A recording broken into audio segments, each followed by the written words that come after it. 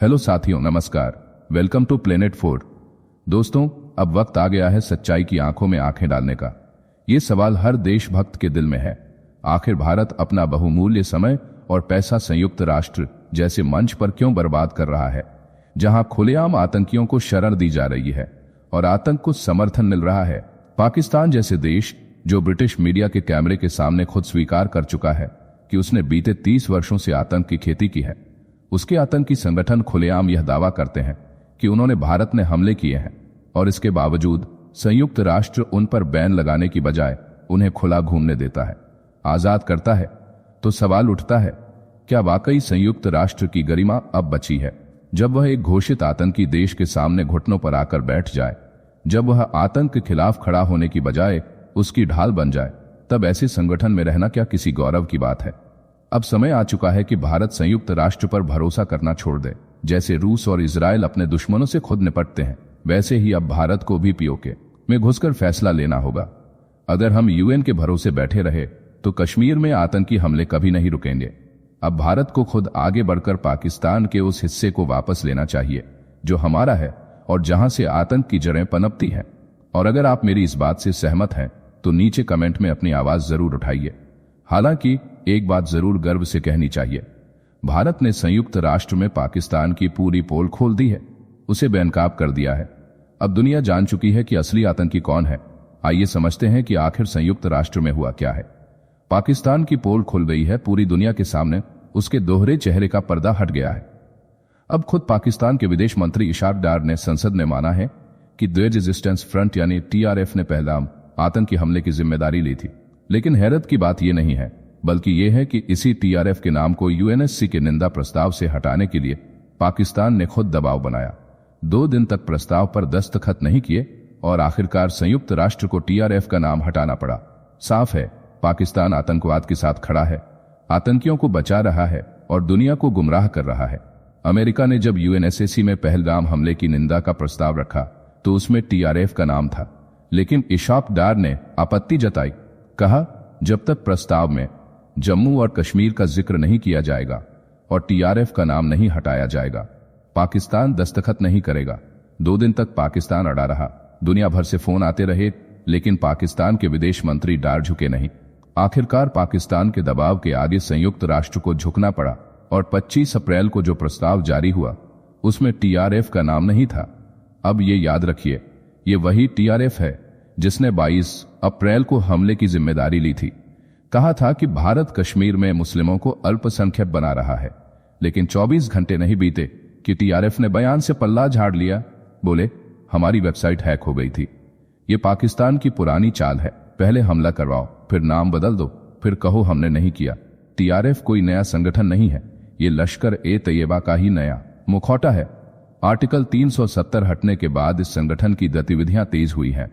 भारत के पूर्व DGP SP वैद कहते हैं कि ये वही आतंकी हैं, बस नाम बदल दिया गया है। आईएसआई की साजिश के तहत हर कुछ साल में नया नाम आता है ताकि दुनिया को भ्रमित किया जा सके।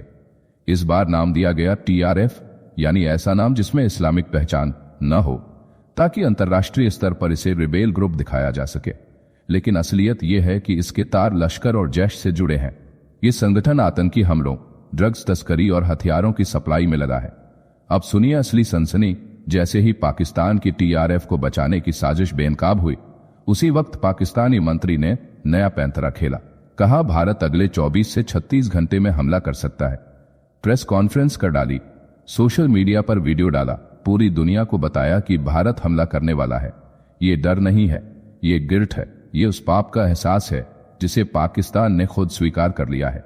सूचना मंत्री अताउल्लाह तरार ने कहा, हमारे पास खुफिया जानकारी है, भारत बहाने तलाश रहा है और पहलगाम हमले को लेकर हमला कर सकता है।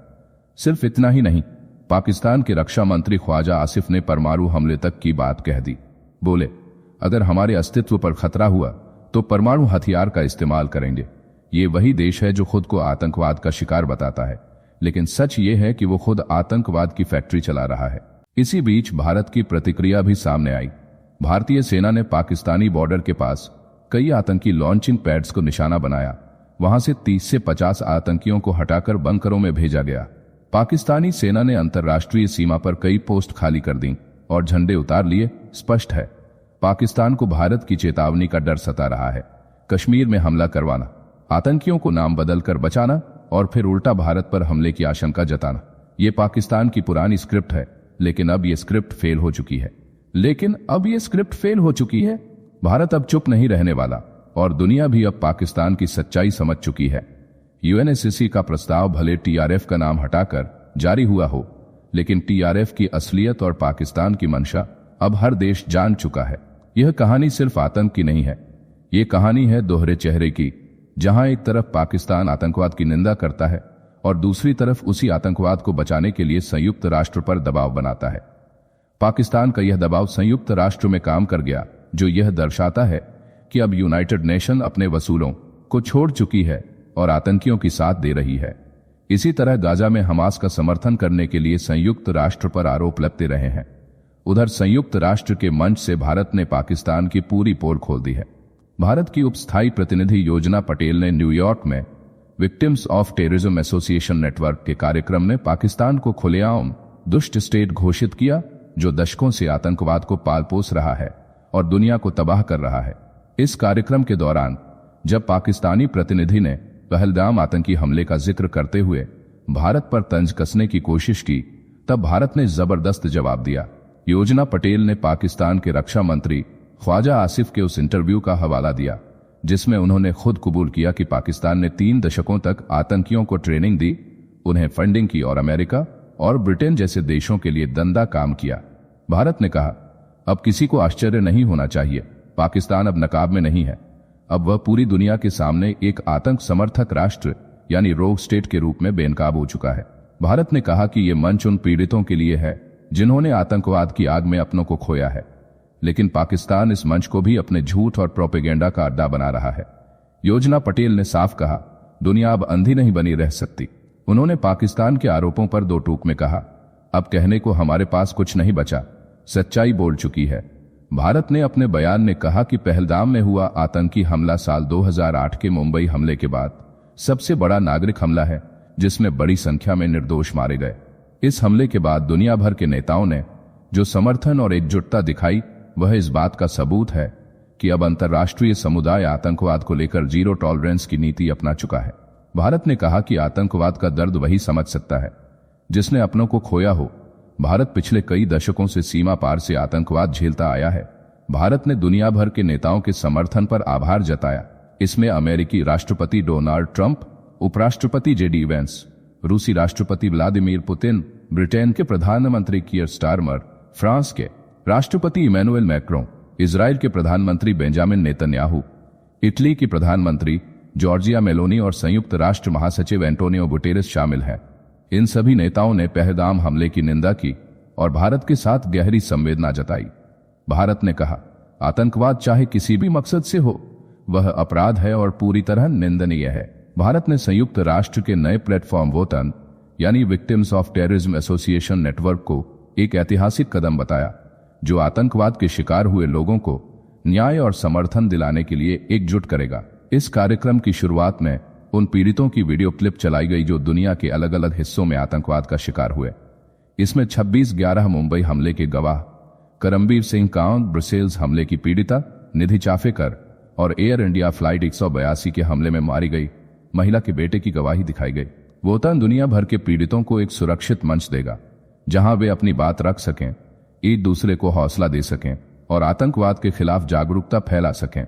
यह पहल स्पेन के आर्थिक सहयोग से शुरू हुई है और संयुक्त राष्ट्र की 2022 में हुई पहली global Congress of victims of terrorism का बड़ा परिणाम मानी जा रही है। संयुक्त राष्ट्र ने कहा, आतंकवाद आज भी दुनिया की शांति और सुरक्षा के लिए सबसे बड़ा खतरा बना हुआ है। महिलाएं, बच्चे और युवा वर्ग सबसे ज्यादा प्रभावित होते हैं।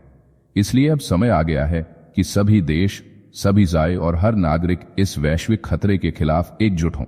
जाने से पहले वीडियो को लाइक करके चैनल को सब्सक्राइब कर लें।